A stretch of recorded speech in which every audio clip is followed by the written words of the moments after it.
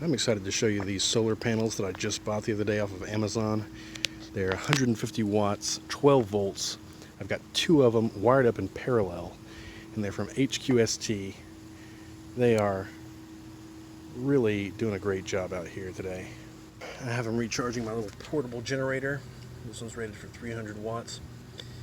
It's got a cigarette lighter port on it. It's got USB, these barrel connectors. It's got a regular AC outlet.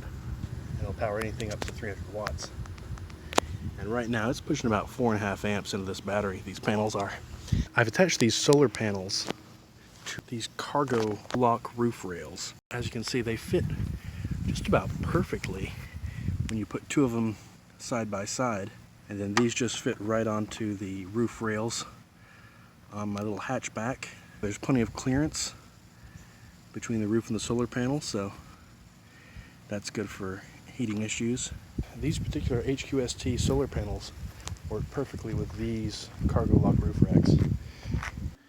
You just plug the solar panels into the charging port on the back, and then that cord has a standard MC4 connector, which is pretty common on most solar panels.